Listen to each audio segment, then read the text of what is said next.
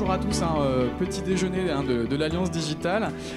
Consacré ce matin au e-retail média. Vous l'aurez compris, c'est un événement hybride avec à la fois vous ce matin réunis dans les locaux de Lucky Cart. Merci Nicolas pour l'accueil, mais également en live, accessible théoriquement sur LinkedIn. Donc j'espère que ça fonctionne, que vous nous voyez et que vous nous entendez bien. On va démarrer dans un instant avec une présentation de Florence, Nicolas et Tanguy de la Task Force e-retail média, et on parlera des perspectives en matière de retail média. Ensuite, il y aura, vous le savez, une table ronde comment les associations interprofessionnelles répondent à l'enjeu d'uniformisation avec des représentants Alliance Digitale, CESP, Union des marques, ILEC. Et vous avez de la chance ce matin parce qu'il y aura une deuxième table ronde consacrée au thème des nouveaux shoppers vers un e-marketing mix avec Maud Ferry, Jacques Ibanez, Tanguy Le Faller, Johan Barsby, et on terminera aux alentours de 10h15. C'est ça. Du coup, je donne la parole à Florence et un petit mot d'introduction pour expliquer ce qu'on fait là ce matin. Merci Jérôme. Bienvenue à tous. Ravi de vous voir si nombreux, presque un peu serrés, mais on est bien. Il fait chaud. Dans cette salle chez Lucky Cart, effectivement, merci Nico pour l'invitation dans ces locaux. On va se parler e-retail média, c'est un peu notre sujet de prédilection dans le cadre de la Task Force. J'ai la chance de leader cette Task Force. Mais on va juste faire une mini-introduction de la part de Tanguy qui chapeaute cette Task Force au sein du GT e-retail. Bonjour à tous, donc moi je m'appelle Tanguy Le Faller. Ça fait un peu plus de 3 ans au départ qu'on a créé un groupe de travail e-retail au sein au départ de la Mobile Marketing Association. Et depuis maintenant un peu plus d'1 an, on a travaillé en commun avec l'IAB France sur le sujet. Donc ça a ramené un petit peu plus de monde. Et désormais, les deux associations ont créé une seule alliance, donc l'Alliance Digitale. Et c'est dans ce cadre-là, finalement, c'est une asso interprofessionnelle qui parle des sujets de marketing, de mobile, de digital. Et c'est dans ce cadre-là qu'on a créé le premier groupe de travail sur les sujets e-retail et retail média il y a un peu plus de 3 ans, avec Carré Cabou, qui s'excuse mais qui n'est pas là, et qui nous regarde derrière l'écran. Et donc maintenant, on est un peu plus de 140 dans le groupe de travail, 140 membres de l'écosystème, donc ça peut être des retailers, ça peut être des marques, ça peut être des agences, ça peut être des technos. Finalement, un petit peu toutes les personnalités de l'écosystème sont représentées. Et le but, c'est de parler un petit peu de ce sujet-là, de donner de la visibilité, de donner de la clarté, et c'est le cadre aussi du petit déjeuner de ce matin, sur un sujet qui est en fort développement et un petit peu sur toutes les lèvres. Et donc, c'est dans ce cadre-là qu'on vous accueille. Et dans le groupe de travail, juste pour l'expliquer rapidement, il y a 3 task force, donc 3 sujets finalement qui sont traités en ce moment. Le premier, c'est sur les activations, et notamment ça fait 3 ans qu'on publie une cartographie du retail média qu'on vous invite à découvrir sur le site de l'Alliance Digitale, de la Mobile Marketing Association, de l'IAB France. Le deuxième, c'est en effet la mesure, qui est un petit peu le sujet clé pour le développement du marché du retail média selon nous. Et le troisième, c'est le live shopping, qui est un des formats qui se développe le plus rapidement en France et dans le monde, d'une certaine façon. Donc en ce moment, c'est ces 3 sujets-là qu'on aborde. Ça ne veut pas dire que ce sera limité à ces 3 sujets, et c'est des sujets qu'on fait évoluer. Mais en tout cas, on est dans cette démarche d'essayer de donner cette visibilité-là, de donner une clarté à tout le monde, finalement, sur le marché, pour essayer de faire grandir un petit peu l'éducation sur le sujet. Merci Tanguy. C'est toi qui passes les slides? Ouais, c'est moi qui passe les slides. C'est automatique. Donc, effectivement, ça, c'est ce que disait un petit peu Jérôme en introduction. On va finir vers 10h15, 10h30, donc on pourra finir les viennoiseries après. Mais on va vous donner un peu de contexte sur tous les travaux qu'on a menés dans le cadre de cette Task Force e-retail média, mesure du e-retail, avec Nicolas. On a la chance de co-leader ce groupe. Ensuite, on aura différentes associations autour de la table pour parler de cette volonté de faire un front commun. C'est vrai que l'Alliance Digitale, c'est la première fois qu'on a cette initiative de vouloir rassembler les associations interprofessionnelles autour de ce sujet hyper important.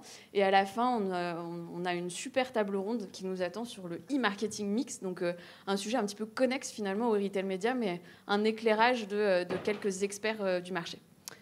Bon.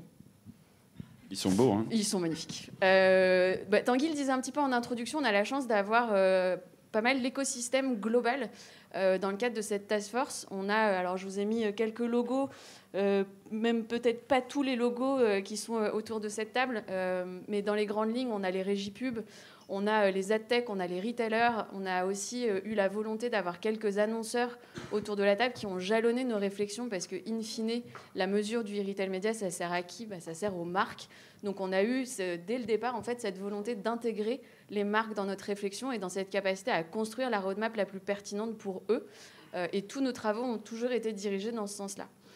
Quand on a vu que le e-retail média prenait cette ampleur, je pense que tous vos LinkedIn sont pas mal pollués, enfin pas pollués, pardon, mais en tout cas ont pas mal de choses sur le e-retail média, des chiffres qui font pâlir les gens qui sont sur une croissance un peu ridicule. Donc voilà, les US nous montrent aussi une certaine voie. Il y a vraiment un élan formidable sur les retail médias. Les dernières informations on montre aussi cette importance grandissante. Et donc, toutes les associations se sont mises à travailler sur ce sujet-là. Nous, côté Alliance Digitale, ce qu'on a pensé, c'est que c'était un peu dommage d'avoir des réflexions qui se menaient de façon silotée et qu'à nous tous, on allait être beaucoup plus forts et on allait pouvoir vraiment construire les standards du marché de demain. Parce qu'il s'agit vraiment de ça, en fait, dans le cadre de notre groupe. C'est que le e-retail média, c'est vraiment un levier qui est en constante évolution.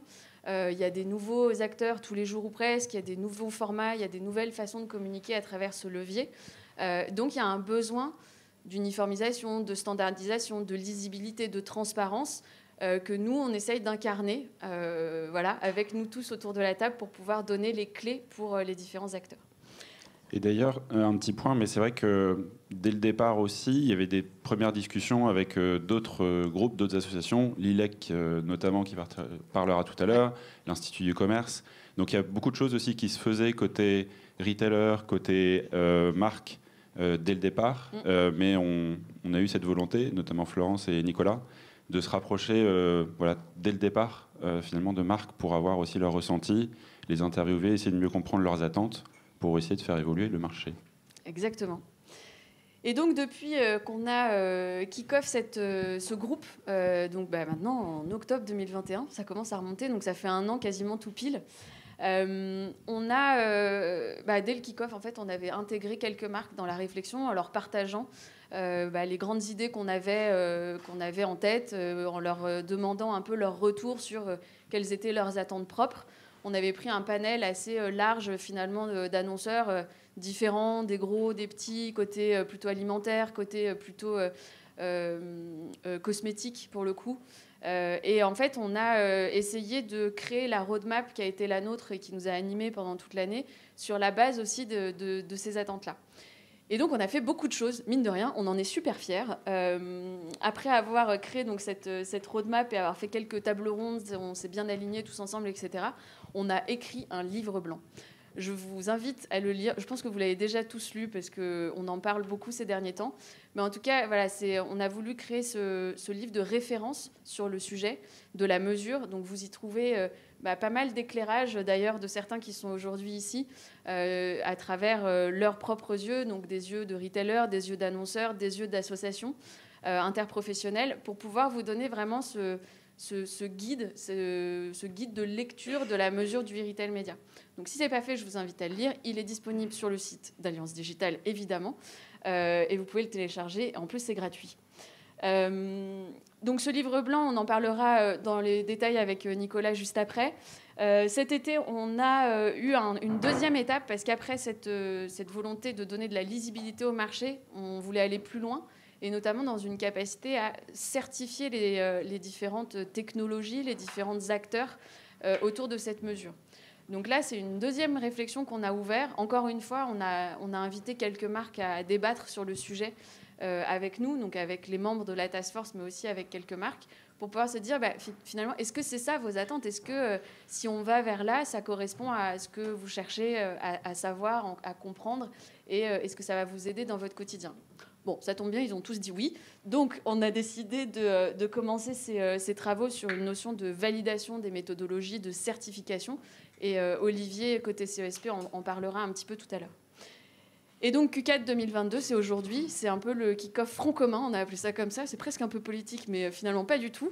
C'est comment est-ce qu'on s'organise. Donc là, c'est un kick-off, on n'a rien de très abouti à vous présenter, mais c'est plus pour montrer au marché cette volonté de travailler de concert avec les différentes associations plutôt que chacun sorte dans son petit coin un bout de la réflexion. Donc ça, on en parlera autour de la petite table ronde avec les associations qui sont ici présentes. Et je laisse la parole à Nicolas. Alors, donc, on vous a parlé du livre blanc pour rentrer un peu plus dans le détail et pour confirmer ce que Florence disait. La raison pour laquelle on a voulu faire un livre blanc, c'est pour donner des outils et pour essayer d'améliorer la compréhension de ce qui se passe sur le marché. On ne va pas se mentir, il est quand même pas très organisé. Enfin, il n'était pas très organisé au moment où on a commencé à faire ça. C'était pas très clair. Des mesures dans tous les sens, des calculs dans tous les sens, des méthodologies de calcul relativement obscures. Et donc l'idée, c'était vraiment d'avoir quelque chose qui soit le plus ouvert possible en mode boîte à outils. L'autre partie, et c'est effectivement la raison pour laquelle on continue dans cette démarche, c'est évidemment un sujet qui est commun pour l'intégralité de l'écosystème, qu'on n'a pas la prétention d'avoir raison sur ce truc-là et que c'est important qu'on arrive tous un peu en ordre de marche. Pourquoi ? Parce que je pense que s'il y a quelque chose qui réunit à la fois les annonceurs, les retailers et les agences at large, c'est le fait comment est-ce qu'on mesure. C'est vrai pour tout le monde, et donc c'est d'autant plus important qu'on arrive à en parler. Et donc concrètement, en termes de boîte à outils, on a fait un récap de quels étaient les acteurs de l'écosystème. On a aussi essayé de simplifier les choses et de mettre en face de chaque objectif business le type de dispositif que vous pourriez utiliser. Et on a aussi mis en place une définition et un appendix de tous les types des méthodologies qui peuvent exister, encore une fois, pour que vous puissiez les comprendre et le cas échéant, si ce n'est pas clair pour vous en tant qu'annonceur, que vous puissiez poser la question à vos partenaires pour rentrer un peu plus dans le détail de ce qui se fait. Bien évidemment, pour nous, c'était déjà un sujet non seulement de collaboration, mais aussi simplement de mise à plat. C'était la demande qu'on avait aussi eue de la part d'un peu tout le monde de dire ok, il se passe plein de choses, mais on a besoin d'essayer de le rendre un peu plus simple pour tout le monde.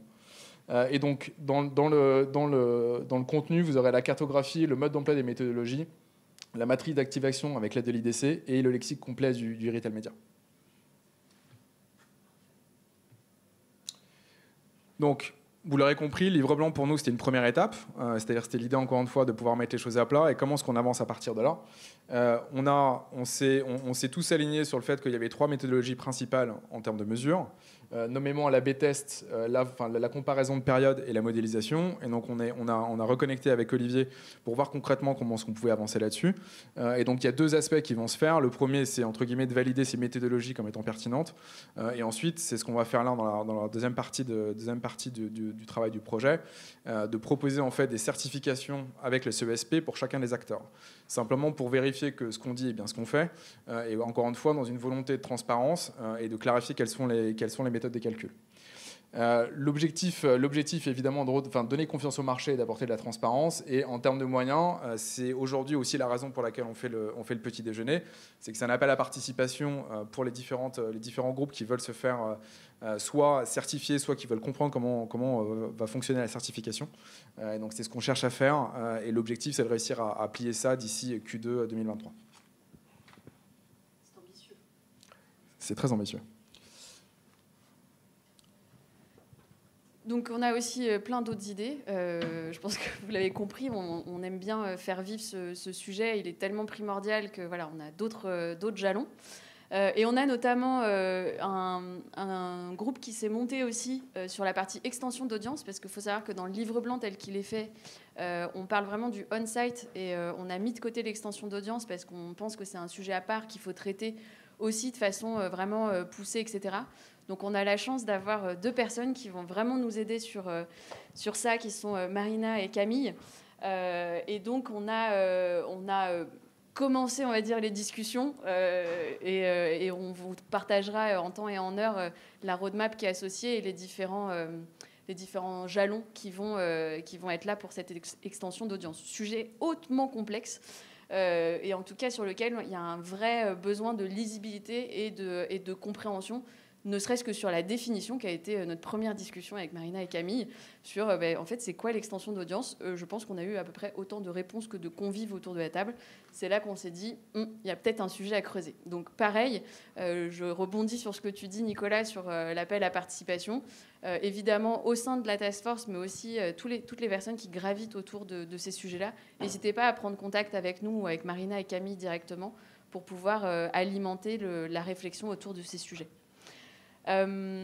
Autre élément intéressant et qui montre un peu l'importance de notre groupe, mais aussi du sujet, c'est le fait qu'il y a eu un kick-off cette semaine, justement, au niveau Europe, sur le sujet e-retail média, mesure du e-retail média.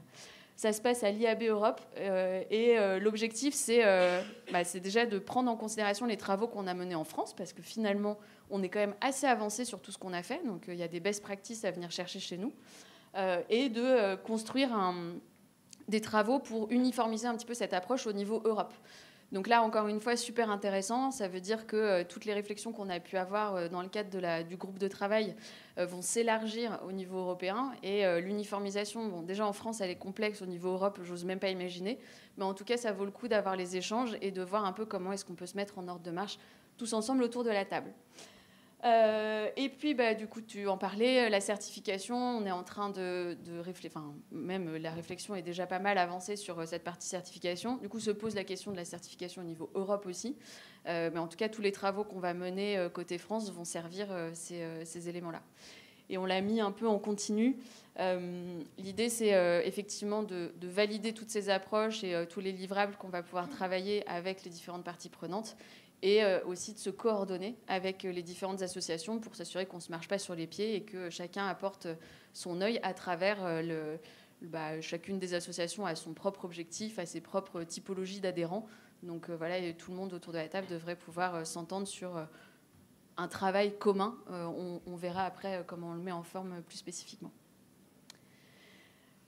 Et ben voilà, on va laisser la place à nos amis associations. On va enchaîner avec la table ronde. Comment les associations interprofessionnelles répondent à l'enjeu d'uniformisation du retail média, avec 4 speakers exceptionnels ce matin. On va commencer par un premier tour de présentation. Catherine Caillot, tout le monde te connaît, mais peut-être que tu peux un peu rappeler le contexte de cette nouvelle association qu'est l'Alliance Digitale. Merci Jérôme, bonjour à tous. Effectivement, je suis Catherine Caillot, je suis depuis peu déléguée directeur général adjoint d'Alliance Digitale, après un parcours assez long comme délégué général de la Mobile Marketing Association, où on a eu l'occasion de faire un certain nombre de travaux et, comme le disait Tanguy, de donner naissance à ce groupe de travail e-retail.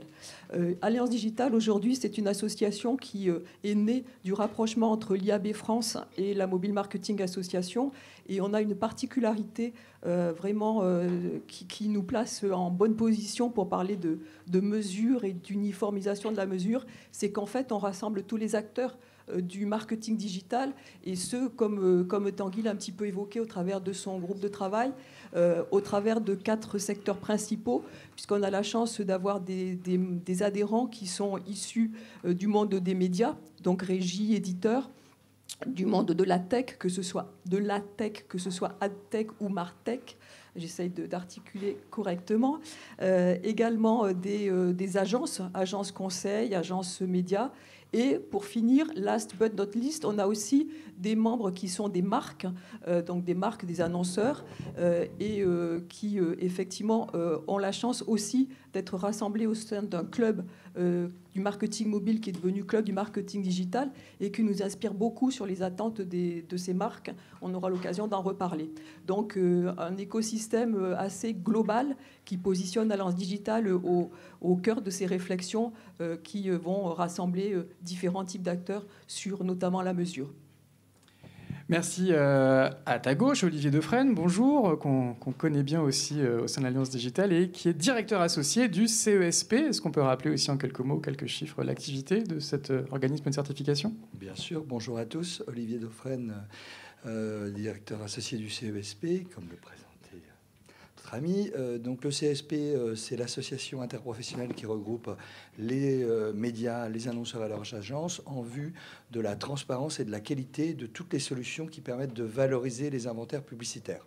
Donc traditionnellement, c'est la mesure d'audience, mais c'est de plus en plus les solutions data.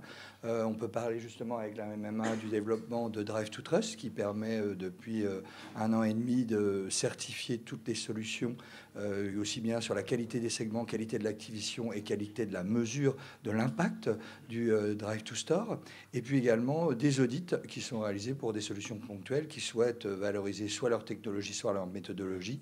La dernière en date qui a été réalisée, c'est l'audit, la solution de ciblage contextuel de Query. Très bien. À votre gauche, Didier Beauclerc, bonjour. Bonjour. Bienvenue. Alors, vous êtes de l'Union des marques. Tout le monde connaît évidemment cette structure, mais vous pouvez peut-être nous en parler un peu en donnant quelques dates, quelques chiffres. Peut-être que tout le monde la connaît parce qu'elle est très ancienne. On a fêté nos 100 ans il y a déjà quelques années maintenant. Donc, voilà. On dit bon anniversaire, bon centenaire. On a changé de nom il y a maintenant 4 ans, puisque l'Union des annonceurs est devenue l'Union des marques, et je crois que c'est assez emblématique de la dynamique dans laquelle on s'inscrit, qui est d'accompagner nos membres dans un développement responsable et efficace, et puis de promouvoir la liberté de communiquer, qui est vraiment le cœur de notre mission. Alors quelques chiffres, puisque vous m'en demandez. Donc l'Union des marques aujourd'hui, c'est 240 entreprises qui représentent elles-mêmes à peu près 1500 marques, et c'est un peu plus de 6000 collaborateurs de ces entreprises et de ces marques qui participent à nos travaux. J'ose pas vous demander le budget agrégé de toutes ces marques.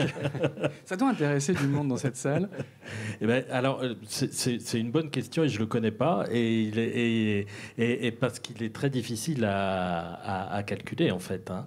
Parce qu'aujourd'hui, c'est vrai qu'on a longtemps travaillé sur l'univers de la communication. On était parti de la publicité. La publicité, on arrivait à peu près à cerner ce que ça pouvait représenter. Quand on a agrégé la communication et maintenant les moyens marketing, et ceux dont on va parler aujourd'hui en font partie, je crois que la quantification devient difficile quand même. En tout cas, je pense qu'on parle en milliards d'euros, hein, évidemment. À votre gauche, Hidalgo D'Ambrosio, bonjour. Oui, bonjour, merci. Bonjour, et merci. De m'avoir invité. Vous êtes de l'ILEC, présentez-nous un petit peu cette structure. Je m'appelle Hidalgo, je suis italien, mais parisien. J'habite Paris maintenant depuis 25 ans. Et depuis juin cette année, je suis le responsable du pôle de l'efficacité digitale de l'ILEC. Donc l'ILEC, c'est Institut de liaison des entreprises de consommation. Et donc, c'est l'association qui représente les marques des grandes consommations. Donc, nous sommes assez proches de nos confrères de l'Union des marques. Donc, par contre, donc, nous avons aujourd'hui 97 adhérents, qui sont toutes des sociétés, des grands groupes français, internationaux, mais aussi beaucoup d'ETI, qui commercialisent 900 marques, toujours dans les domaines uniquement de la grande consommation. Donc, chez nous, vous avez des pots de yaourt, du café soluble. Il n'y a pas de banque, il n'y a pas d'assurance, il n'y a pas de clients retailers, ce qui est important aussi pour ce genre d'assemblée. Donc, notre mission à l'ILEC, c'est de promouvoir les bienfaits des marques dans l'économie de la société. Les marques sont parfois peut-être pas juste titre malmené. Et voilà. Et nous, en fait, notre mission est de promouvoir tout ce que les marques font, en fait, pour la société, pour l'économie, auprès de qui? Du grand public, mais surtout auprès des pouvoirs publics. Voilà. Et notre cœur de métier, c'est la relation commerciale. Donc ça, c'est par contre, c'est en soi, nous sommes complémentaires à l'Union des marques, qui est plutôt très active au niveau de la communication. Nous nous occupons surtout des relations avec les clients, distributeurs. Très bien, alors merci pour ce premier tour de présentation. On est là réunis ce matin pour parler de retail média. On le disait, hein, c'est un sujet relativement récent, mais qui est en très très forte croissance. Catherine, un sujet qui a été identifié relativement tôt par l'Alliance Digitale et notamment par la Mobile Marketing Association. Oui, en effet, on a été précurseur de ce sujet. Et je crois qu'aujourd'hui, on est aussi précurseur du sujet majeur qui est la mesure du e-retail média. Donc effectivement, quand on dit retail média, on pense à toutes les techniques de promotion, de communication sur les outils des retailers. Ça englobe pour peut-être les plus anciens d'entre nous ce qu'on appelait le trade marketing dans le monde un peu plus traditionnel. Aujourd'hui, on est Alliance Digitale, donc on parle plutôt de e-retail média, donc toutes les solutions digitales pour communiquer sur les outils digitaux des retailers. Et on sait effectivement que c'est un média, on va dire, en croissance, où déjà, effectivement, l'alimentaire, je crois, investit beaucoup sur ce média. Les autres secteurs commencent à y investir également et avoir l'intention d'investir de plus en plus. Mais pour ça, il faut les rassurer, il faut rassurer ces annonceurs, ces marques, et notamment leur donner des outils pour leur permettre de mesurer leur ROI. Donc, effectivement, un sujet en vogue qu'on traite depuis 3 ans à l'association. Je crois que je ne l'ai pas dit, on a, avec Alliance Digitale, on a 250 membres et Tanguy disait qu'il y en avait 140 déjà dans son groupe. Donc c'est la preuve de notre avancée sur ce sujet. Une alliance digitale dans l'alliance digitale, pratiquement. Mais effectivement, déjà 3 ans sur ces sujets. Olivier, le retail média, on en parle effectivement beaucoup à l'alliance digitale. C'est un sujet que vous avez également identifié depuis quelques années au sein du CESP. Oui, ça fait à peu près 1 an qu'on travaille sur le sujet. Donc, en association avec l'Union des marques, tout d'abord, qui nous a sollicité pour mettre en place une certification dans l'esprit. On va en reparler dans un instant. Hein. Et donc, c'est quelque chose sur lequel on planche depuis 1 an. Avec vous avez été surpris par la forte croissance de ce segment du marché publicitaire? Parce que je pense que c'est un secteur publicitaire qui a un fort potentiel. Donc, on l'avait détecté et on a senti, oui, il y a 1 an qu'il y avait une accélération et que le marché était, je pense, mûr pour passer à une certification et une valorisation à travers des audits. On en reparle dans un instant. Didier, même question. Le retail média, on parle souvent de révolution en ce moment, le secteur de la publicité. C'est une révolution que vous aviez également anticipée? Alors, alors déjà des investissements lourds, hein, plus de 600 millions si je me réfère aux chiffres récemment publiés. Oui, c'est grosso modo 10% du marché de la publicité digitale. Voilà, déjà. un peu moins de 10% de la publicité digitale, une croissance forte. Plus de 20%, je crois, l'an passé. Donc on est effectivement sur un sujet tout à fait d'importance pour les marques qui investissent de plus en plus lourdement sur ce média. Et puis bien sûr, le sujet de la data. Je crois qu'aujourd'hui, le sujet de la data est un sujet au cœur des préoccupations des marques. Tout le monde a bien compris qu'on avait là, entre les mains avec la data, un élément essentiel de ce qui fera la différence, qui fait la différence aujourd'hui et qui fera la différence demain. Donc, bien entendu, ce sujet est rapidement arrivé au cœur de nos travaux. Hidalgo, un nouveau sujet, le retail média, ou ça s'inscrit finalement dans la continuité du trade marketing qu'on connaît depuis longtemps? Le retail média, oui, c'est nouveau pour nous. Le retail média, non, ce n'est pas, parce qu'une TG, c'est du retail média, donc ça, on fait depuis toujours. Maintenant, oui, bien sûr, ça nous intéresse, c'est relativement nouveau, mais ça nous intéresse beaucoup pour 2 raisons. Une, je dirais plus importante, même plus stratégique, peut-être, c'est parce que c'est par là où retail media est first party data, c'est super important. C'est par là où ça passe la relation entre nos marques et les clients. Et donc ça, c'est vraiment au cœur de la marque. Puis une donnée de consommation. Absolument. Donc c'est pour nous, c'est vital, hein, donc clairement. Et en même temps, il y a aussi un intérêt plus tactique, plus technique, parce qu'il ne faut pas oublier, et c'est important, que souvent la négociation de ces espaces de e-retail media se font dans le cadre d'une négociation commerciale qui se fait dans un box de négo au titre de tant d'autres choses. Donc ça, c'est plus tactique. Et je reviendrai là-dessus, mais c'est important pour nous. Parce que ça fait partie de cette négo qui est notre cœur de métier. J'imagine bien. Alors, on est là pour parler ce matin des problématiques de mesure du retail média avec tous les travaux de la task force de l'Alliance Digitale. Catherine, aujourd'hui, c'est un sujet donc, que l'Alliance Digitale accompagne, suit de près avec déjà un petit historique en matière de certification et de mesure. Oui, en effet, on a un historique pour Alliance Digitale. La mesure, c'est un peu le nerf de la guerre. C'est ceux qui réconcilient parmi nos membres ceux qui sont plutôt des offreurs et ceux qui sont plutôt des acheteurs, puisque en fait, lorsqu'on fournit un outil de mesure homogène, transparent, on permet au marché de se développer. Et on permet au marché de se développer parce que les marques ont finalement, comme on le disait en introduction, plus de confiance, plus de transparence pour le faire. Effectivement, on a un historique, comme tu le disais, Jérôme, notamment alors, sur la mesure, on fait la mesure de l'empreinte carbone, on a initié une mesure aussi d'empreinte carbone, non pas que des publicités digitales, mais aussi du messaging, puisqu'on est mobile. On a des mesures, et on a un projet de mesurer dans tous les sens en 2023, et on a effectivement un historique, notamment avec le CESP, sur la certification Drive to Trust, qui certifie les solutions de création de trafic dans les points de vente, donc de Drive to Store. Et c'est une démarche qui nous est familière et qui démarre par notamment ce qu'on a fait avec Olivier, il en parlera peut-être mieux que moi, mais ça démarre par une démarche de définition de quoi on parle et d'avoir des définitions communes. Si je prends un seul exemple, la visite en point de vente, c'est quoi? Comment on l'a définit? Il y a 50 000 façons de le faire. Et ce qu'on veut surtout pas à l'Alliance Digitale, c'est qu'il y ait des acteurs tiers, des plateformes technologiques qui imposent leurs solutions. On souhaite vraiment que ce soit une solution entendue entre les différentes associations interprofessionnelles, qui fassent l'unanimité, qui ne fassent pas débat et qui soient objectives et transparentes. Voilà. Olivier, en complément, évidemment, c'est le cœur de l'activité du CESP, cette certification, et le retail média va faire l'objet d'offres spécifiques ? Oui, tout à fait. Donc, je rejoins complètement Catherine sur la démarche, c'est-à-dire qu'au départ, il y a une définition, un lexique, une définition des enjeux qu'on veut mesurer, qui se traduit par un référentiel. Donc, c'est pour ça qu'on s'est impliqué fortement dans la démarche de l'Alliance sur le e-retail pendant cette année. Et on a également construit avec l'Union des marques, un certain nombre d'acteurs très actifs, l'UDECAM et également l'Alliance, un référentiel donc, qui reprend chacun des critères pour valider l'activation des campagnes, mais surtout valider la mesure. Parce que je pense que les distributeurs, à travers l'e-retail, ont des données assez riches, beaucoup plus que d'autres acteurs d'ailleurs, pour valoriser des AB tests de qualité. Mais il est important, justement, pour créer la confiance dont parle Catherine, d'arriver à les quantifier et à les valider à travers une certification. Et qu'on comprenne bien, vous ne mesurez pas, hein, vous êtes là pour créer un cadre de certification de ces mesureurs. Tout à fait. Donc le CESP crée un cadre de mesure.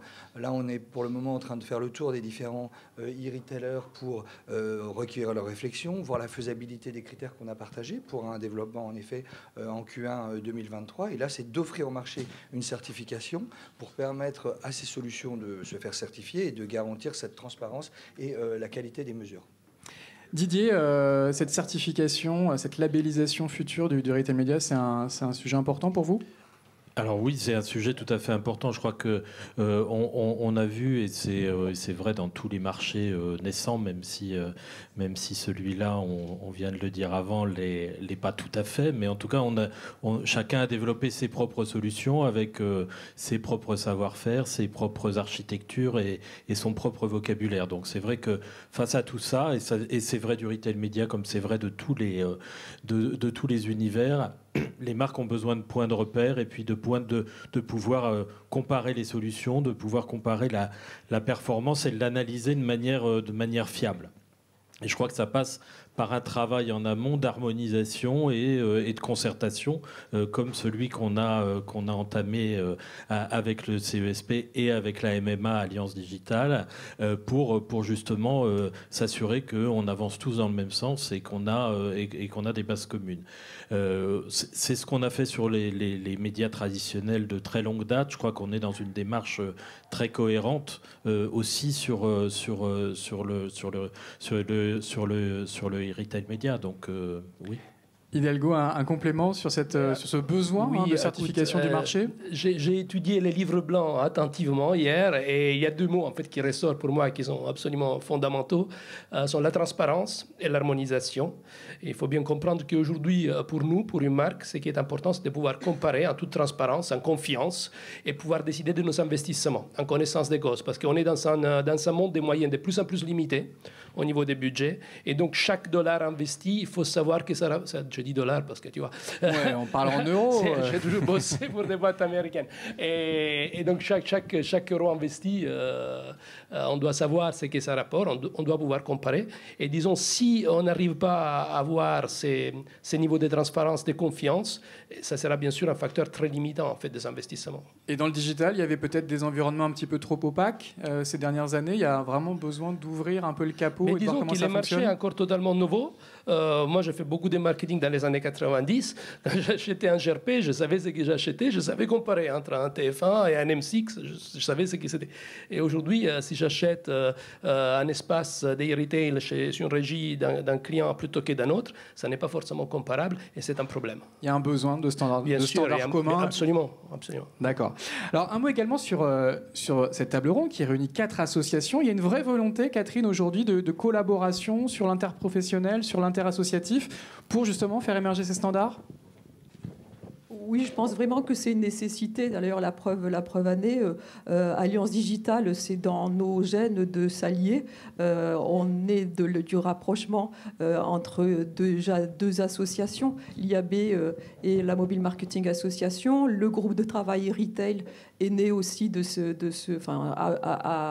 a mis sur la table ce rapprochement. On a beaucoup de collaborations historiques avec nos collègues des autres associations et on est vraiment convaincus que c'est ensemble qu'on est plus fort, c'est ensemble qu'on prend tous les avis, qu'on est capable d'uniformiser, de normaliser.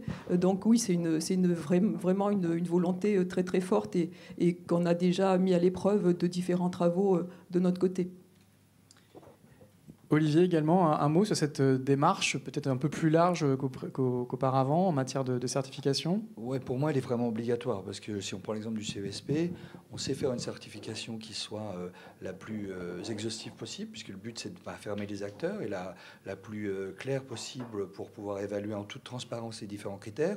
En revanche, on ne peut pas être l'expert de toutes les solutions. On peut pas être l'expert de toutes les solutions, de toutes les parties de l'industrie. Donc, il faut qu'on se connecte avec les experts pour savoir ce qu'ils veulent valoriser, ce qu'ils veulent certifier. Ce qui a été le cas avec les agences de la MMA de façon très active dans Drive to Trust, et ce qui est le cas également avec des annonceurs comme Procter ou comme Nestlé, qui sont très actifs au sein de l'Union des marques pour nous nourrir d'un point de vue de leur attente dans ce domaine-là. Donc, c'est indispensable. Didier, vous confirmez, aujourd'hui, les marques, elles attendent ce type de démarche interassociative pour faire émerger ce nouveau standard? Oui, bien sûr. En plus, on a une grande habitude de travailler ensemble. Donc, ne serait-ce qu'avec le CESP, déjà par définition, puisque la structure même du CESP est une structure déjà qui rassemble elle-même des associations comme l'Union des marques, mais aussi des agences et des médias. Donc, je dirais qu'on a une grande habitude de travailler ensemble. Quand Florence, pour la MMA, m'a proposé de déjà partager une direction commune autour du livre blanc, j'ai trouvé que c'était tout à fait naturel et qu'on allait vraiment dans une direction commune. Et puis bien sûr avec l'ILEC, là aussi on a une longue tradition de travaux en commun. Alors on a, vous l'avez compris, une petite différence, c'est que les retailers sont aussi chez nous, alors que l'ILEC est justement dans la relation fabricant-distributeur.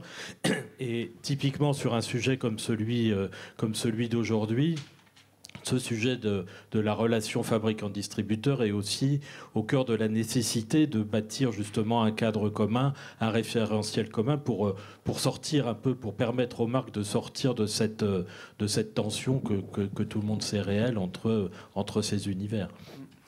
Hidalgo, en tout cas, cette démarche de certification, elle est appréciée des marques membres de votre structure? La démarche est appréciée, bien sûr. Les travaux en collaboration, je suis d'accord avec Olivier, c'est une nécessité, c'est pas un luxe de les faire ou pas les faire. On peut pas y arriver tout seul. C'est important aussi, surtout en fait, que les retailers soient autour de la table. Parce que dans l'irrité, il n'y a qu'un retail. Oui, puis c'est eux les vendeurs. C'est eux les vendeurs d'espace. Et je pense qu'une fois qu'on aura établi des standards, il sera très important de les convaincre de la vertu de les adopter. Donc il faudra que les annonceurs rentrent dans une posture de prime à la vertu, c'est-à-dire ceux qui adoptent les standards et donnent cette transparence, donnent cette uniformisation et un bénéfice. Donc ils arrivent à vendre leurs produits d'une manière... plus intéressant que les autres. Parce que s'il n'y a pas d'incentif, il n'y aura pas d'adoption. S'il n'y a pas d'adoption, on ne va pas y arriver. Oui, on sait que dans le passé, il y a eu différents labels qui ont été mis sur le marché et certains grands acteurs internationaux ne les ont pas et n'ont pas été sanctionnés pour autant par les annonceurs. C'est à ça que j'imagine que vous faites allusion. Je vais vous demander à tous les quatre un mot de conclusion. Catherine, le hashtag de conclusion, ce serait quoi ? J'ai envie de dire le hashtag de conclusion, ça serait hashtag Alliance. C'est vraiment ce qui fait la force. Ce qui fait notre force en particulier, c'est d'être capable d'allier les interprofessionnels, les différents acteurs de ce marché. Donc hashtag Alliance, et vous êtes tous invités à nous rejoindre. Olivier, le mot de conclusion? Moi, je serais en accord avec Hidalgo en disant point de transformation, c'est-à-dire qu'on peut avoir conduit un très beau référentiel, mais après, il faut qu'il soit adopté par les vendeurs de l'espace publicitaire. Et donc là, on a besoin de l'intégralité de l'écosystème pour le valoriser, sinon c'est quelque chose qui reste lettre morte. Le message est passé. Didier, un mot de conclusion? Moi, je vais être plutôt plus pragmatique et à plus court terme. Je vais dire hashtag Retail Data Trust parce qu'on a encore un peu de chemin à parcourir et je crois que c'est important qu'aujourd'hui les fournisseurs de solutions arrivent autour de la table et l'adoptent. Et je pense qu'on a encore des petites étapes à passer. On ne sera pas trop tous autour de la table pour les convaincre d'y arriver. Merci Hidalgo, également le hashtag de conclusion. Les hashtags de Catherine Alliance, parce que je pense que c'est super important, surtout sur ces sujets, de travailler tous ensemble avec ces buts communs. Je pense qu'on ne va pas y arriver d'un jour au lendemain, mais je dirais aussi persévérance, ça va être important. Super, merci à tous les 4, on peut les applaudir.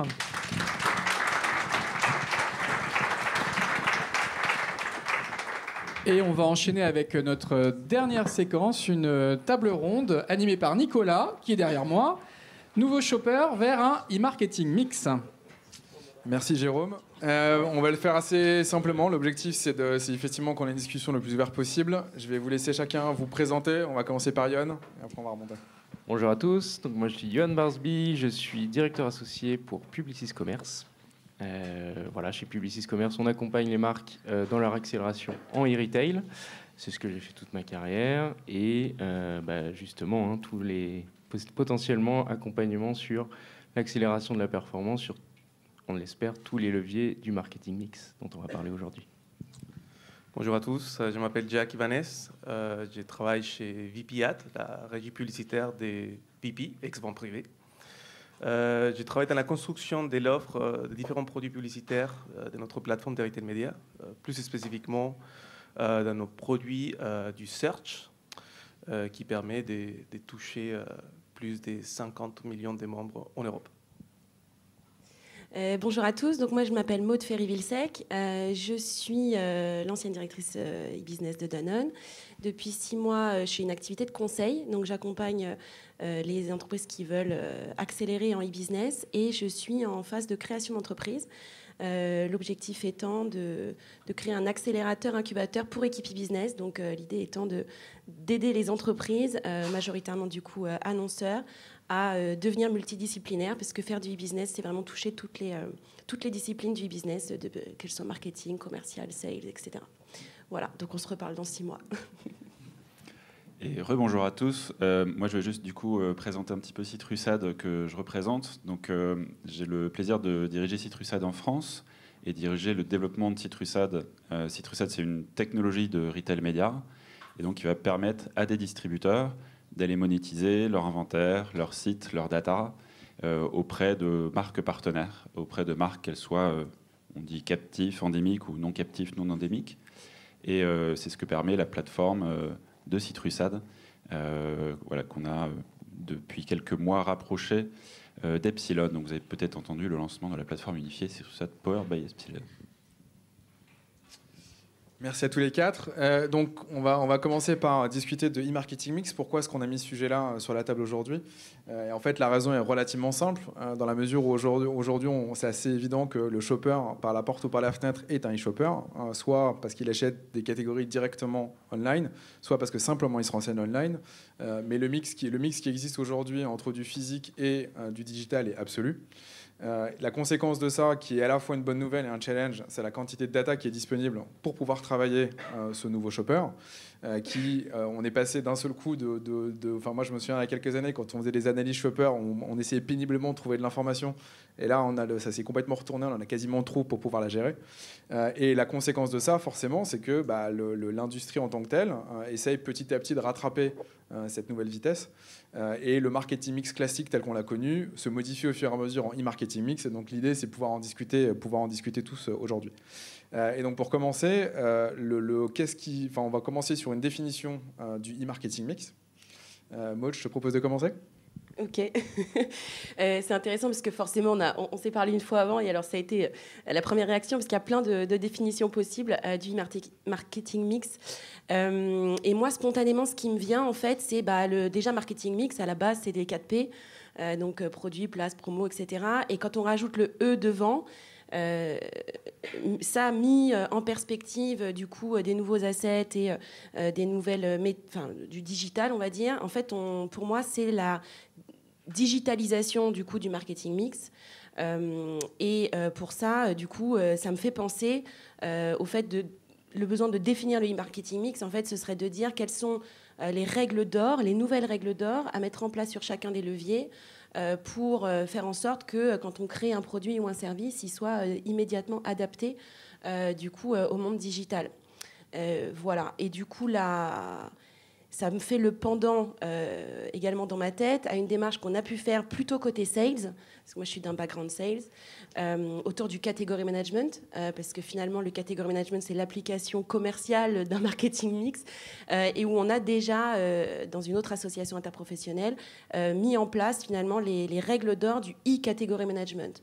Donc voilà, moi la définition du e-marketing mix, ce serait la digitalisation du marketing avec la nécessité de mettre en place des règles d'or, voilà, pour s'adapter en fait à ce monde totalement VUCA qui est digital. Très clair. Johan, quand tu as vu aussi au fur et à mesure de ta carrière l'évolution du marketing mix et donc du e-marketing mix, et encore une fois, quand on repart sur cette définition, comment est-ce que tu l'aperçois aujourd'hui ? Je crois qu'on a parlé de digitalisation avec le i, évidemment. On parle aussi de dynamisation. On a évoqué avant le retail média. Le retail média, de ce point de vue-là, c'est un accélérateur de particules, d'une certaine manière, parce qu'il met en face d'une publicité un produit dans son mix en entier, une expérience de consommation immédiate. Le e-marketing mix, ça exige aujourd'hui, dans un univers digital, de dynamiser l'offre, et c'est ce que fait par exemple le Geekart, et de personnaliser également l'offre pour le consommateur, parce que dans la rapidité de consommation qu'entraîne cette expérience digitale, le marketing mix a besoin lui aussi d'évoluer de manière beaucoup plus dynamique et accélérée. Jack, dans la partie, alors parmi les interlocuteurs et les discussions qu'on a aujourd'hui, tu es un de ceux qui est sur du non-alimentaire. Quelle perspective tu as de ton point de vue sur le marketing mix de la même manière ? Eh bien, je suis d'accord avec le monde du dynamisme, parce que, en fait, si on regarde la théorie des marketing mix, c'est quelque chose qu'on parle des années, depuis des années 30, 40, où on parlait d'un marketing mix statique. C'est-à-dire que les stratégies d'un go-to-market d'un produit, et qu'on faisait des analyses produits en prenant comme son marketing mix, c'est fait au moment de lancement, ou peut-être au moment d'une revue une fois ou deux fois par an, ou même par trimestre. Mais maintenant, c'est plus le cas. Le marketing mix doit itérer constamment grâce à l'accès des données qui ont les industriels, qui sont mis à disposition par des retailers. Et c'est là où aussi le sujet des retail médias prend de la place. Donc pour moi, le marketing mix, aujourd'hui, c'est juste une évolution de ces 4P, motorisée par l'accès à la data. C'est ton tour, Tanguy. Aujourd'hui, toi, tu es au cœur du réacteur, littéralement, sur les changements qui sont en train de se faire, la vitesse à laquelle ils arrivent. Tu as aussi une expérience de grande conso. Du coup, avec cet œil-là, comment est-ce que tu le vois évoluer ? Comment tu le vois aujourd'hui et comment est-ce que tu le vois évoluer dans le futur ? Oui, je suis d'accord avec mes collègues. Je pense qu'il y a un côté d'instantanéité qui est très fort avec la partie digitale, et aussi une facilité d'accès. C'est-à-dire que accéder à de la data, sell-out, quand je suis moi une marque, c'est pas toujours simple. Avec la partie digitale, c'est de plus en plus accessible déjà. C'est même pas, il y a la vitesse certes, mais il y a le côté, avant c'était même pas complètement possible, ou pas avec la même granularité. Et donc en effet, à la fois la granularité et l'instantanéité, ça transforme des choses. Ça transforme notamment des notions. Par exemple, si on prend la partie promotion, évidemment, je vais pouvoir rapidement mettre en place une opération du jour au lendemain, de la programmer, d'apporter mon budget, etc., pour la lancer le lendemain. Ça, sur la promotion d'un point de vue physique, c'est plus compliqué, que ce soit avec un afficheur, avec une chaîne de télé. Il y a quand même une programmation qui est sur un temps plus long. Donc cette instantanéité, elle permet aussi d'aller optimiser ce qu'on fait. Et d'aller optimiser ces 4P. Donc forcément, ça a aussi une incidence, selon moi, sur les organisations.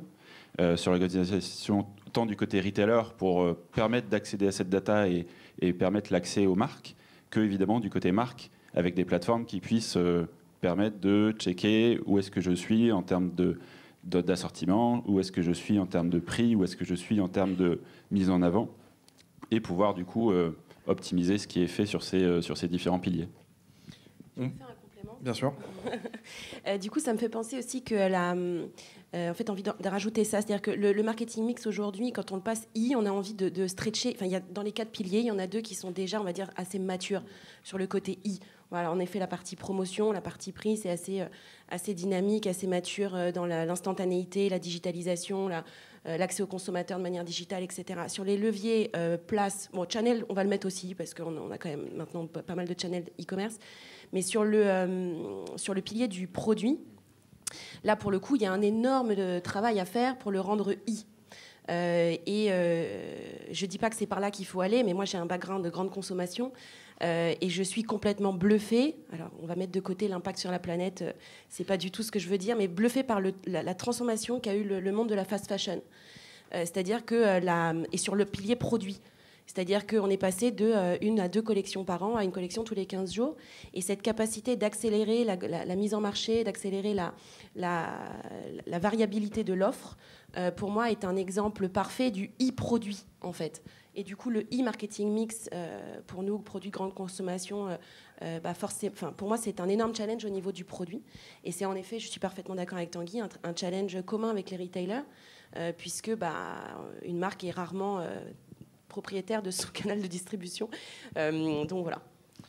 Je pense qu'on est tous en train de toucher sur le sujet, le dynamisme, la rapidité avec laquelle les choses évoluent. Forcément, à la fin de l'histoire, celui qui évolue le plus vite, c'est le shopper, parce que c'est grâce à lui ou à cause de lui qu'on est obligé de faire un certain nombre de ces changements. Et on a aussi commencé à en parler, Tanguy l'a évoqué, mais ça a forcément un impact sur les organisations, que ce soit chacun dans les silos ou en tant qu'entité générale. Et donc, du coup, la question devient qui a la responsabilité du marketing mix aujourd'hui et potentiellement qui devrait l'avoir. Tanguy ?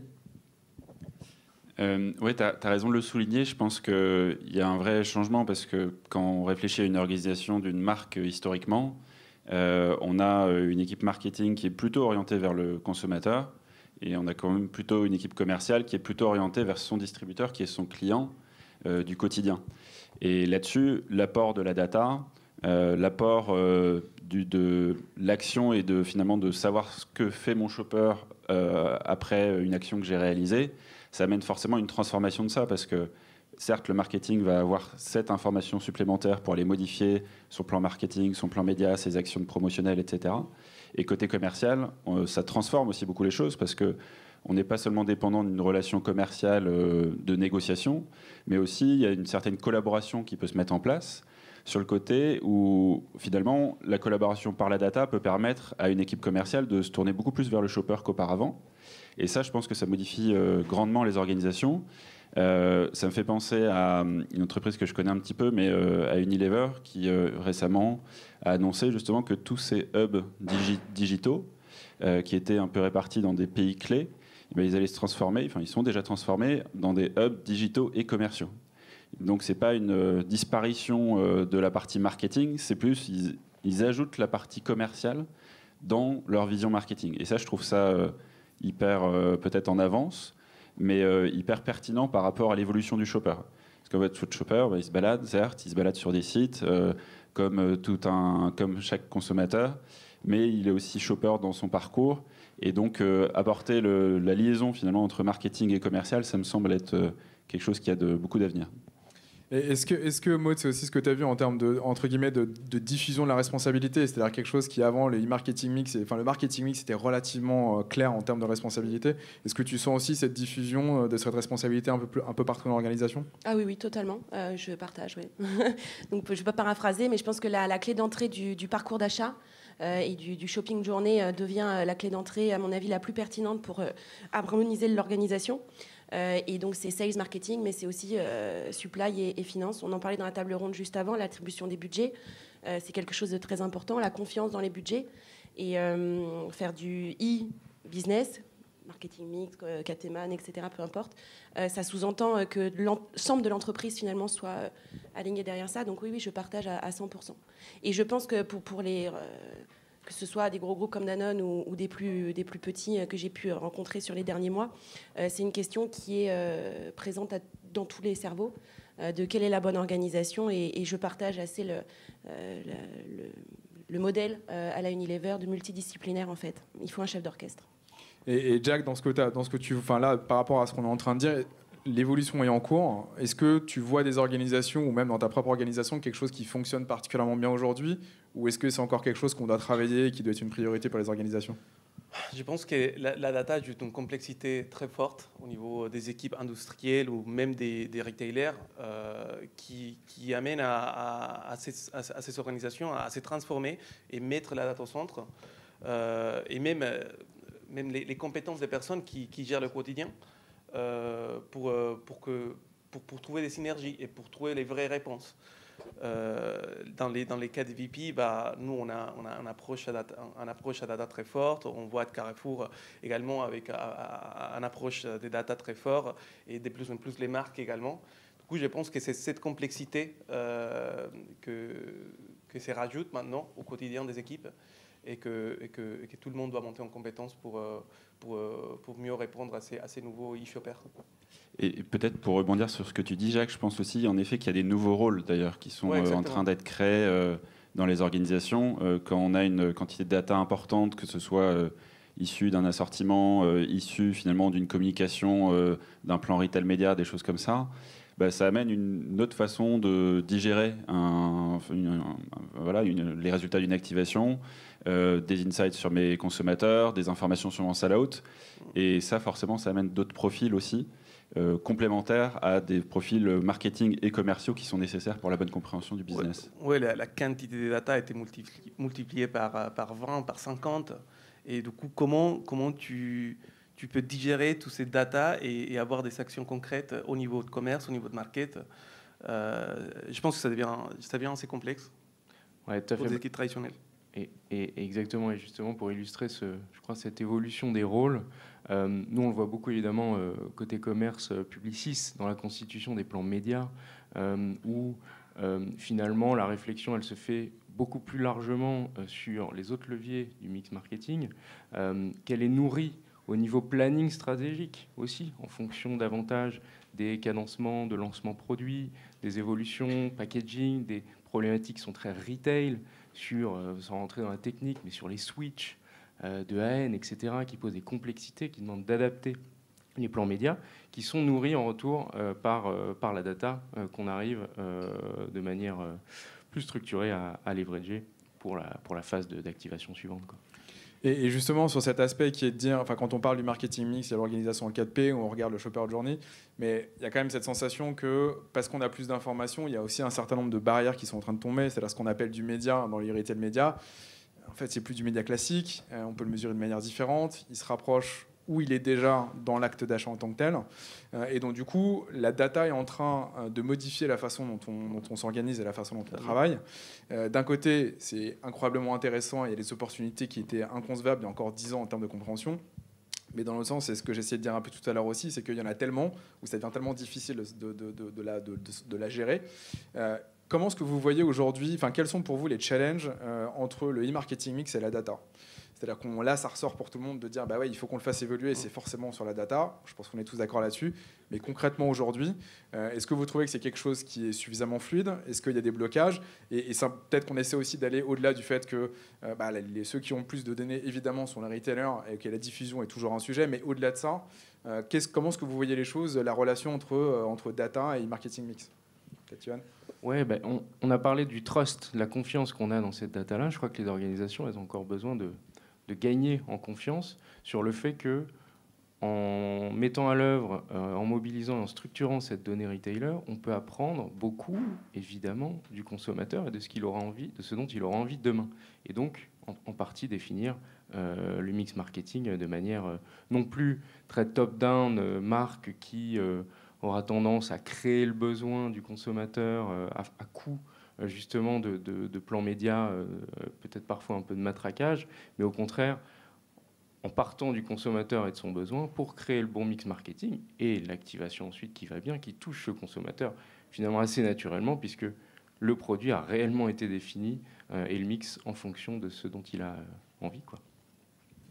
Comment est-ce que tu vois cette partie-là comme évolution justement sur VP dans la mesure où, encore une fois, il y a un aspect de la discussion qui est sur la grande conso dans lequel il y a une fréquence particulière, une répétition. Oui, les EN bougent, mais globalement, c'est quelque chose qui est relativement figé. À l'inverse, dans la mode ou dans les éléments plus, pour le coup, il y a moins de stabilité. Donc, comment est-ce que vous le percevez à ce stade-là ? Je pense aussi qu'il faut avoir un peu de l'empathie envers les équipes, même des retailers et des marques. qui, peut-être en 3, 4 ans, 5 ans, maintenant, ils doivent gérer cette quantité de données et faire des choses avec. Donc, même peut-être pour les équipes des retailers en interne, faire de la gestion de cette data pour que toutes les équipes puissent faire des choses concrètes, ça devient un challenge.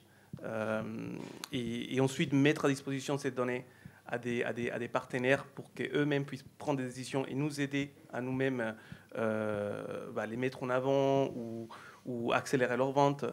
C'est un travail des synergies, d'alignement. Donc, ouais, c'est en construction et c'est en pleine évolution. Hein, c'est un sujet dont on parle depuis 3 ans. Donc, les structurations de la data restent très importantes. La mise à disposition de ces données reste très important.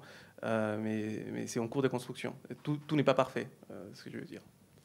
Maud, dans ce que tu as vu en termes d'expérience quand tu étais chez Danone pour justement mettre en place ces équipes-là, d'un point de vue data, quels ont été les plus gros challenges pour vous ? Je ne vais pas répondre sur Danone parce que c'est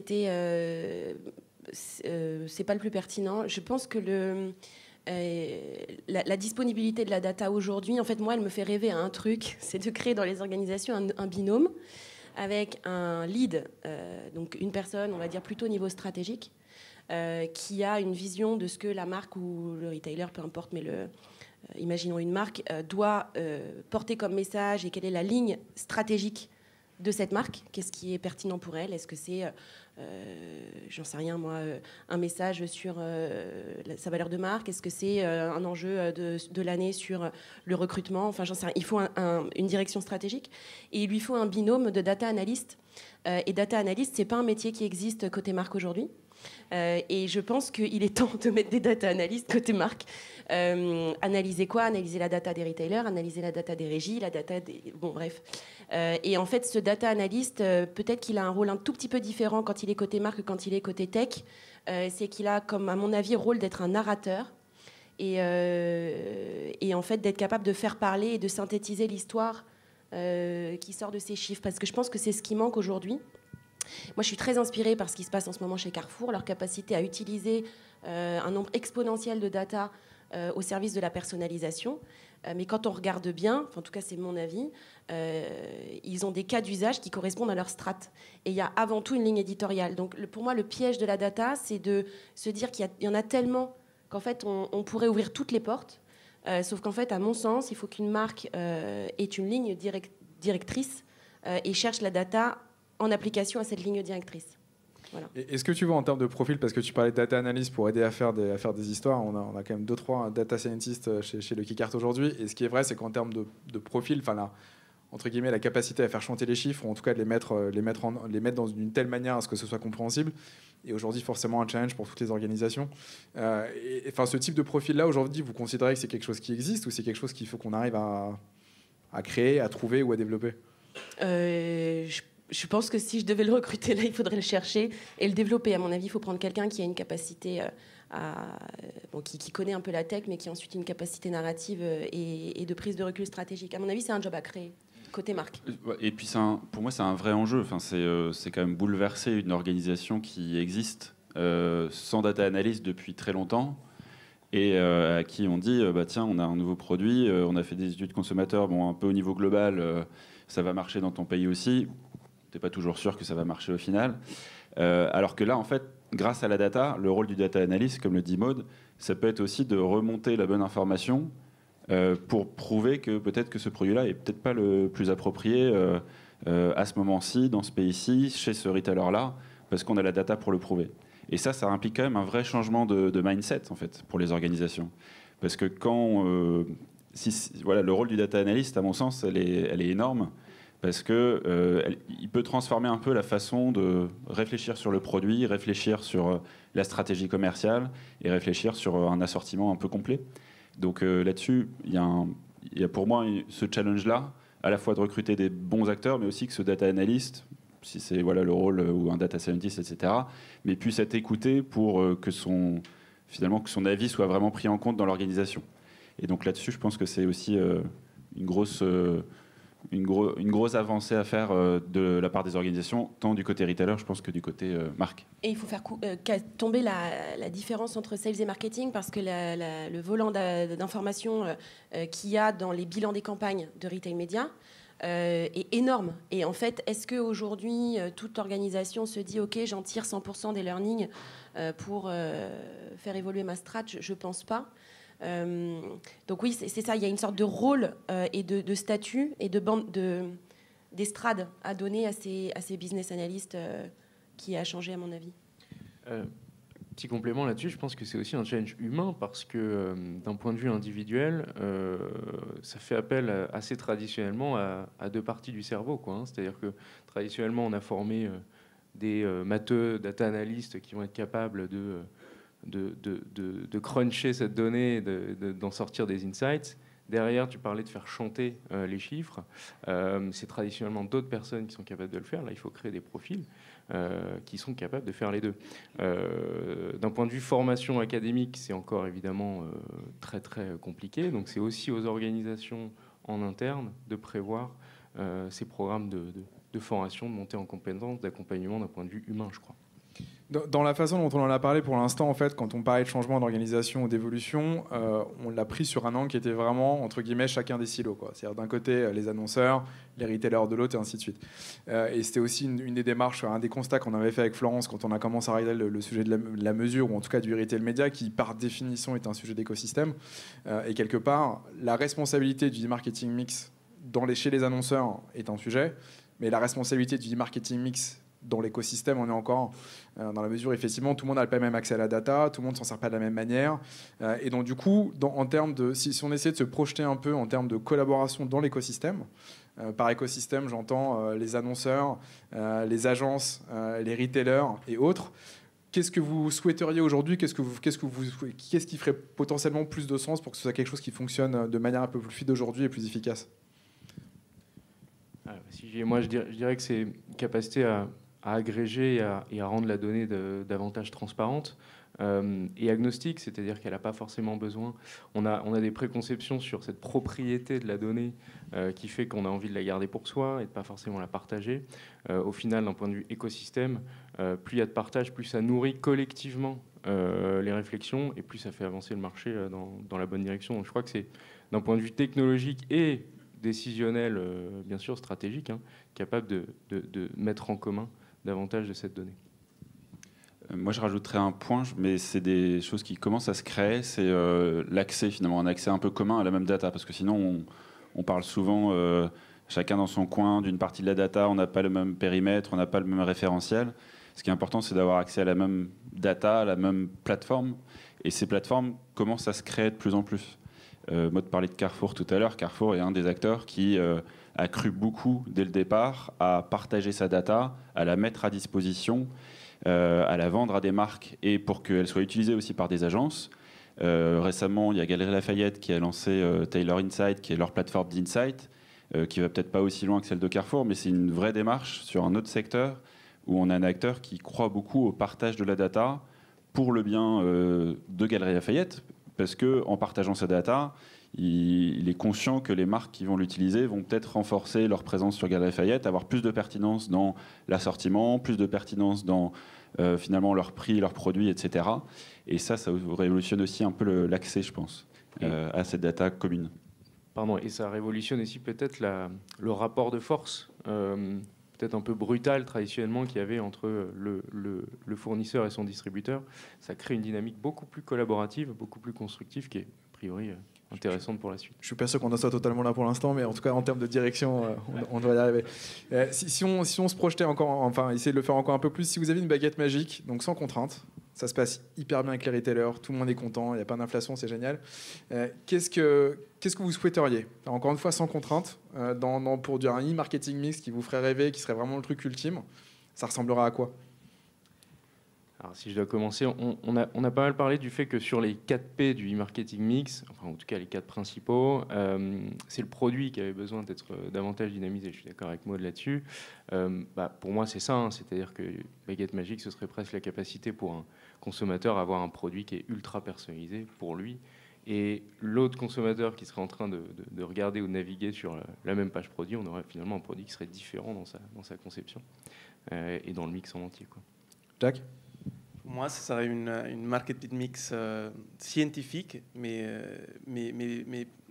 pas dans le sens de le rendre complexe, mais tout le contraire, pouvoir profiter de toute cette richesse des data et que soit simple pour les utilisateurs, soit des retailers, soit des annonceurs, de comprendre et prendre des actions. Moi, sans surprise, c'est aussi autour du produit. Un produit digitalisé, donc un produit digitalisé pour des produits de grande conso, ça pourrait être un produit qui a aussi des services. En fait, c'est comment est-ce qu'on digitalise le business model. Ce serait ça, le e-marketing mix rêvé. Et sur le levier promo aussi, puisque c'est un peu mon dada, j'adore ça, mais on en parle beaucoup aussi, l'émergence du e-B2B. Un e-marketing mix abouti, pour moi, ce serait un marketeur demain qui, quand il pense à sa promo, j'entends là retail média, communication, s'adresse également à l'acheteur professionnel. Parce qu'aujourd'hui, le e-marketing mix professionnel, il y a quasi personne qui s'en charge dans les entreprises. Or, aujourd'hui, on a quand même c'est un énorme marché. Donc voilà, donc ce serait le fait de tirer la couverture un petit peu vers le e-B2B. Et je pense que le levier promotion, dans le sens communication, peut assez facilement switcher dans les mois qui viennent. Moi, je vais prendre un autre P dont on a un peu moins parlé, mais c'est le prix. Je trouve ça intéressant parce qu'on a d'autres secteurs qui sont très en avance sur la partie prix digital. Pourquoi ? Parce que quand on se balade sur le site de la SNCF, sur un voyagiste, etc., on a des prix qui sont adaptés, peut-être, avec du yield management, de la période, du contexte, voire du shopper. C'est quand même pas quelque chose qui est très développé sur l'écosystème retail, d'une façon générale. Et pourtant, le digital le permet. C'est peut-être pas la priorité quand on est un distributeur, et puis ça change aussi beaucoup de choses. Pour autant, c'est une opportunité ouverte par le digital, et donc moi je suis assez, alors je sais pas si c'est un marketing mix rêvé, mais en tout cas je suis assez curieux de voir cette appropriation, parce que j'en suis assez certain que ça va être approprié par des distributeurs de plus en plus dans les années à venir. Merci beaucoup. Et peut-être pour essayer de conclure là-dessus, effectivement, je pense que quand on parlait d'e-marketing mix, on a touché beaucoup d'éléments. On a aussi touché, comme le disait un peu Maud tout à l'heure, la partie responsabilité, qui est toujours quelque chose d'un peu particulier. Et je pense qu'un des éléments qui adhère à la data, et on n'y est pas encore aujourd'hui, mais potentiellement, on peut essayer de résoudre ou faire de manière plus intelligente que ce qu'on fait aujourd'hui beaucoup d'éléments de la consommation. Comme tu disais, tu parlais du prix, un produit qui correspond mieux à la façon dont c'est fait, qu'on ait des messages qui soient moins du bombardement continu de pubs, mais quelque chose qui corresponde un peu mieux au profil qu'on peut avoir. Et donc, évidemment, les opportunités qu'on a derrière sont juste complètement énormes. Merci à tous les quatre. On va passer à la suite. Merci beaucoup. Merci.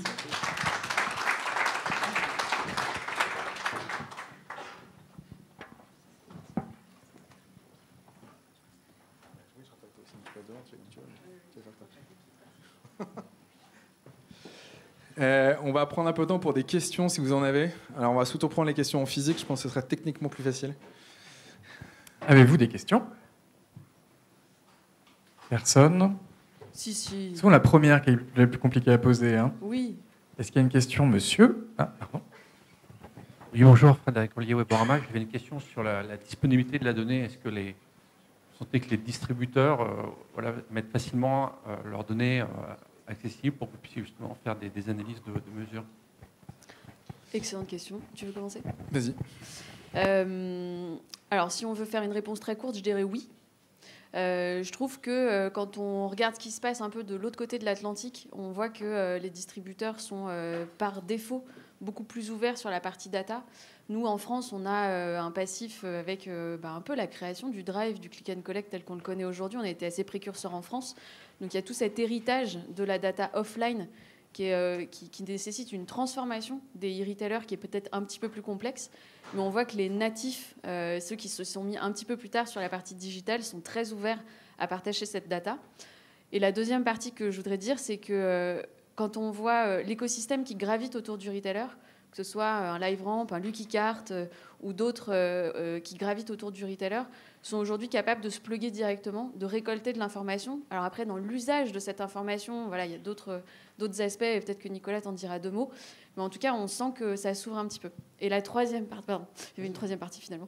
La troisième partie, c'est que du coup, moi, je suis le lead de la task force côté Alliance Digital, mais je suis aussi la cofondatrice de Datagram, qui est une plateforme d'e-retail analytics. Et on a de plus en plus en fait, de distributeurs qui viennent plugger leur data directement chez nous pour le service des marques. Donc, c'est long. Je ne suis pas sûre qu'on le vivra tous, cette transformation. Mais en tout cas, il y a une vraie volonté. Et je pense que les associations ont aussi un rôle primordial à jouer là-dedans. Alors, à l'Alliance Digitale, évidemment, mais aussi pour toutes les associations qu'on parlait aujourd'hui. Et les mœurs sont vraiment en train de changer. Ouais, et pour compléter, moi j'ai vu, d'expérience, j'ai vu deux cas assez, deux setups assez différents. Quand je travaillais chez Procter, en général, à l'époque, Procter disait une boîte data-driven. À l'époque, quand on voit la quantité de données qu'on avait, on peut rigoler un petit peu, mais c'était effectivement la façon dont ça fonctionnait. Et en général, ça nous arrivait plutôt d'essayer de fournir des analyses aux retailers, plutôt dans l'autre sens. Donc la partie données était plutôt une responsabilité côté annonceur. Ça s'est évidemment complètement retourné. Nous, effectivement, dans le cas de Lucky Cart, on récupère l'intégralité des tickets de caisse. Et au début, quand j'ai commencé à regarder ce que faisait Lucky Cart, je disais, mais en fait, c'est pas possible. Vous n'avez pas accès à tout ça. C'était pas possible. La réponse est si. Et donc, petit à petit, ça se fait. On sent aussi côté des annonces des retailers aujourd'hui qu'ils comprennent qu'il y a intérêt à ce que ce soit diffusé parce que c'est bon pour tout le monde. Donc, dans l'intégralité de la chaîne. Est-ce qu'on est à un stade qui soit satisfaisant? On va pas se mentir, la réponse est non. Mais clairement, la direction est en train de prendre forme. Je pense aussi qu'il faut quand même, pour le coup, rendre à César ce qui est à César. C'est-à-dire que là, dans un laps de temps relativement court, les anciens se sont quand même essaient de se mettre à niveau, récupèrent des data scientists pour essayer de le comprendre. Donc encore une fois, on n'y est pas encore, mais c'est clairement en train de prendre cette direction-là. Et je pense aussi que la partie qui est intéressante, c'est que c'est forcément une responsabilité commune. On avait également une question de Jérémy. Bonjour tout le monde, donc Jérémy, groupe M-Commerce. C'est pas vraiment une question, c'est plus un point de challenge qui s'applique à la fois à la partie mesure et à la certification, mais de manière plus globale à réflexion et marketing. Comment est-ce qu'on intègre la dimension éco-responsable et sustainable dans notre mesure, dans les prises de décision? Ça va bien au-delà de notre petite session, mais comme c'est un sujet évident qui est dans tous les COMEX, mais où on ne sait pas par quel bout le prendre, même chose, il y a à peu près autant de scores d'impact carbone que d'agences, d'acteurs. Comment est-ce que dans notre réflexion globale, je ne dis pas l'intégrer, mais au moins le prendre en compte? En fait, d'abord, c'est une excellente question, mais fondamentalement, ça reste une question de data. C'est-à-dire que c'est exactement le même problème de la mesure, c'est-à-dire de dire est-ce qu'on peut avoir une mesure qui soit un minimum homogène et pour rejoindre, pour aller dans ton sens. C'est ce que j'essayais de dire en conclusion tout à l'heure de la table ronde, c'est que je pense qu'on a une opportunité de dingue de pouvoir intégrer des éléments qui paraissent a priori historiquement hétérogène, c'est-à-dire de prendre des décisions business liées à un impact écologique. Là, on le dit, ça paraît évident, mais il y a quand même quelques temps, ça l'était absolument pas. Et le fait d'avoir de la donnée pour pouvoir le faire est une quasi-réalité aujourd'hui. Et donc, de la même manière, moi, quand on regarde, si ce n'est, alors on peut tergiverser sur le Nutri-Score, mais le simple fait que ça existe aujourd'hui est quand même assez fou comparé à ce qu'on a connu historiquement. Et encore une fois, pour moi, c'est un sujet data. C'est que l'élément est disponible, on a la capacité qui était impossible avant de traquer à l'EN, on a la capacité de comprendre le shopper un par un. Je pense que c'est paradoxalement facilement intégrable, à condition qu'on résolve le même challenge que celui qu'on a eu qu'on a en ce moment avec la mesure en e-retail. Il faut qu'on arrive à unifier un minimum ce que ça veut dire. Je suis d'accord et j'adhère à 100%, mais il y a quand même forcément un volet, on le connaît bien, où il faudra passer par une phase de sélection. C'est-à-dire, est-ce qu'on va collectivement assumer le fait qu'on mettra en avant les acteurs retail médias les moins émetteurs de carbone, et même chose côté annonceur, est-ce qu'on va pouvoir se permettre de dire on ne va pas appliquer les mêmes avantages selon l'émission carbone de l'annonceur concerné? Alors, juste là-dessus, je pense qu'il y a aussi, sur la partie responsabilité, et dans responsabilité, il y a ce que tu peux faire, et aussi, il y a quelque part, il y a un prêt à payer. Donc, on le sait très bien, hein, la plupart, les plus gros annonceurs en général sont plutôt ceux qui ont besoin d'essayer de se racheter une petite image d'une manière ou d'une autre. Et donc la contrepartie de ça, c'est effectivement, d'un point de vue pub, je sais pas, simplement parce qu'à un moment donné, il y a tellement de cash dans le système que ça va être compliqué. Mais en revanche, je pense que comme on était en train de parler du marketing mix, sur la partie média, ça me paraît compliqué. Sur la façon dont c'est mis en avant, sur du e-merch, sur qu'est-ce qui va être personnalisé aux gens et ainsi de suite. Encore une fois, je pense que ça ouvre des possibilités qui n'existaient pas avant. Donc je suis pas complètement naïf non plus. Hein. Effectivement, je pense que sur la partie média, ça va être compliqué. Mais en revanche, on a cette possibilité de rebattre les cartes, et notamment d'un point de vue shopper. Ouais, bah justement, je voulais rajouter sur cette partie shopper, on en a parlé pas mal du shopper aujourd'hui, et je pense que la transformation, elle va venir aussi du shopper et de ses attentes. Quand on voit aujourd'hui dans l'écosystème de start-up, il y a plein de start-up qui se montent sur calculer votre empreinte écologique, votre empreinte carbone, etc. Je sais pas vous, mais nous, les dîners, aujourd'hui, ils tournent pas mal autour de ça. J'habite à Annecy, j'y vais en train, je prends jamais un Paris-Genève parce que c'est de l'avion. Donc forcément, il y a quelque chose qui est en train d'émerger. Et de toute manière, les shoppers, c'est ceux qui sont les plus nombreux, donc c'est ceux qui ont aussi une part de voix, entre guillemets, qui importe. Et c'est in fine à eux, parce que même si on fait du B2B, on fait finalement du B2B2C. Donc, in fine, c'est lui qui va nous faire changer d'état d'esprit. Donc, je rejoins ton point sur toute la partie plutôt média qui va être complexe à transformer. Mais en tout cas, on sent que c'est dans les discussions, on sent que c'est quelque chose qui est de plus en plus prégnant. J'imagine, enfin en tout cas j'ai confiance dans l'écosystème de jeunes start-upers et de jeunes plein de bonnes idées, qu'il va y avoir des choses qui vont émerger dans ces prochains temps qu'on n'a pas soupçonnées et qui vont permettre de répondre à ces nouveaux enjeux qui sont primordiaux. Et de la même part, encore une fois c'est balbutiant, mais c'est déjà des sujets qui avec les retailers. Alors il y a un petit côté général, pas simplement chez les retailers, mais aussi chez les marques. Il y a une petite tendance à faire un greenwashing quand on peut. Mais encore une fois, il y a 5 ans, c'était inconcevable, quoi. Donc on met un peu de temps, mais on va y arriver. Et peut-être pour finir là-dessus, moi je pense de toute façon, il y aura un facteur clé là-dessus, c'est le prix. C'est-à-dire à partir du moment où on part de yield management, à partir du moment où on commence à dire que le prix peut être personnalisé ou que ça va finir par arriver, de manière relativement directe, il y a un rôle de responsabilité derrière et comment est-ce qu'on le voit, quoi. D'autres questions? Ou Florence va nous faire une jolie conclusion? Oh là! Oui, il va peut-être être temps de conclure. Je sais pas. Oui, il est 10h20. Il est 10h20. Ah, parfait. On avait dit entre 10h15 et 10h30. Moi, je suis personnellement très contente, en tout cas, de voir cette salle remplie. Et puis, j'ai eu dans l'oreillette qu'il y avait pas mal de monde sur LinkedIn aussi. On a pu parcourir pas mal d'éléments qui étaient assez intéressants. J'espère que vous partagez ce point-là. Le fait que ce soit la première fois qu'on réunisse, entre guillemets, les associations et les différentes personnes de l'écosystème autour de la table, ça vous montre vraiment notre volonté d'agir ensemble, de faire quelque chose de cohérent, de commun, de conjoint pour l'écosystème. J'ai particulièrement apprécié la table ronde aussi avec la notion de shopper. C'est des tables rondes qui ont vocation à ouvrir un petit peu une autre discussion. La partie shopper, c'est toujours hyper intéressant parce qu'on a beau avoir une casquette de cofondatrice de Tatagram ou responsable média de je ne sais quoi, on est aussi tous des shoppers personnellement. Donc c'est des choses qui résonnent forcément avec nous et je trouve ça hyper pertinent tout ce qui a été dit. C'est vrai qu'on rêve d'avoir une offre ultra personnalisée avec un prix personnalisé le plus bas possible, évidemment. Mais en tout cas, une offre qui répond vraiment à nos attentes, de ne pas être harcelé de médias, mais d'avoir des médias qui sont ultra pertinents, qui répondent à des enjeux qui sont les nôtres. Si on reprend la question de Jérémy sur la partie empreinte écologique, carbone, etc., y en a qui sont plus sensibles que d'autres. Donc pourquoi pas intégrer ça aussi dans la façon dont on communique avec les différents shoppers. Bref, ça ouvre un champ des possibles qui est assez extraordinaire. Donc merci encore pour l'animation et pour les participants.